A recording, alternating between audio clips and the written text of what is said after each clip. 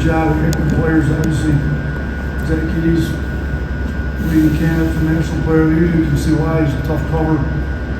And we didn't do a terrible job on him. He had 35 points. So he makes things difficult. You got to figure out what you're going to do. He gets the ball so deep. He's so big. And when you do double him, he's pretty good passing out of it. You can't foul him. He went 11-11 at the free throw line. He's a good free throw shooter. So I thought our kids fought. They battled. For the most part, we executed the game plan.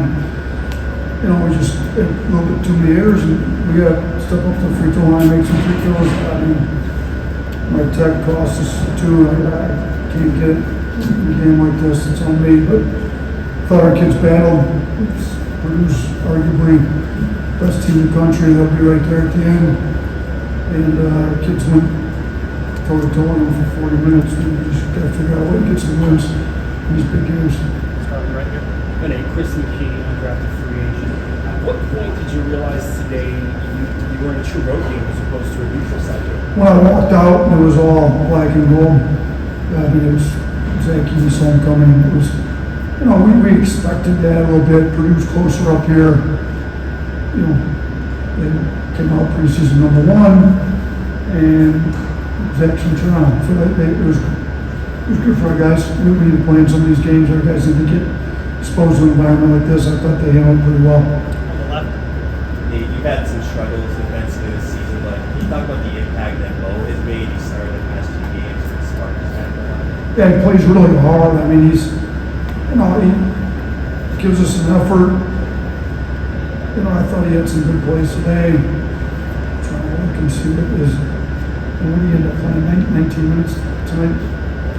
You know, we got to keep him out of foul trouble. Him and Nick are both a little foul prone.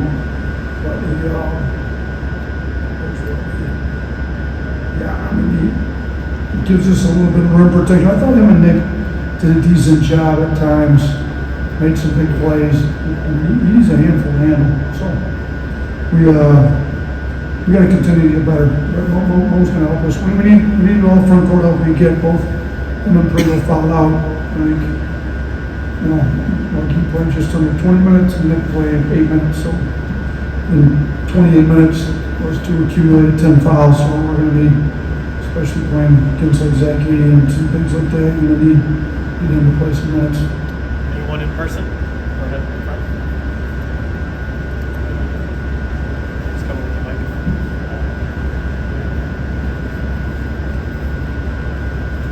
Coach, you've been around this game a while. Have you seen anything as physically imposing as Eady when he gets the ball and wants to score? Because it seemed like you said, you did a good job on it, but he's just so strong with the ball in his hands. Yeah, no, I haven't seen anything like him. I mean, we played when I was at Buffalo. We played against DeAndre Ayton. Ayton's big, strong. We were able to do a better job on Ayton by a long shot than we were able to do on Zach. Yeah, he's huge. I mean, I don't know what he weighs, but it's a lot. Nick Pringle's, I mean, you stand next to Nick, he's a big guy too, and he dwarfed Pringle, Barguil, Graham Nelson, all three of those guys are 6'10", 6'11", they all look a little small next to him. He's extremely physically imposing, and he poses well on us for 35 points tonight, so he's going to do that to a few teams this year, I think. All right. Coach, in a losing effort, I know what can you say about the game you got from Mark today? Yeah, I mean, Sears has played in these big games. He's got the advantage a little bit. You know, we played in a lot of big games last year. He was in, he played well, he was ready to go. You know, he hit 8 threes. We needed to get him to the free throw line a little bit more and finish at the rim a little bit better, but he played well. We needed him to play well. We needed him to carry us on offense a little bit tonight, and he did. Last one, and we need 2 more from Zoom.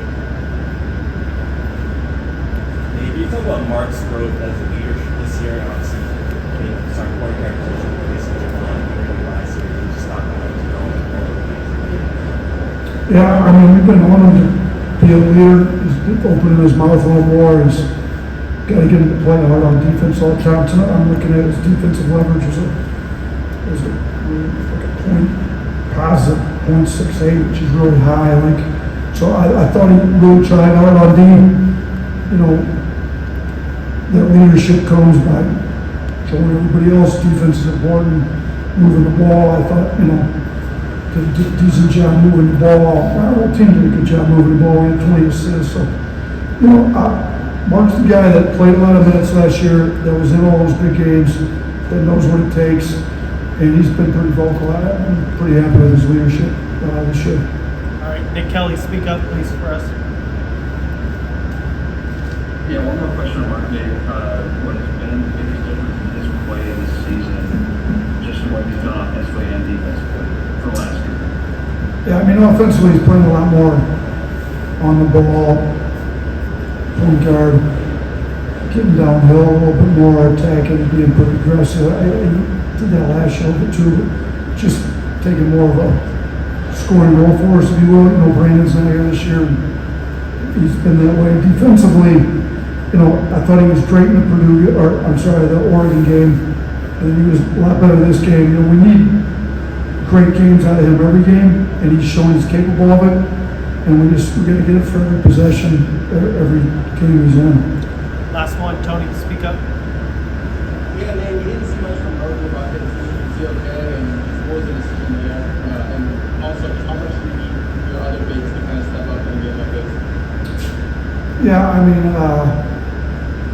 you know, Mo's not really big. He's kind of a wing at 6'6", 6'7". You know,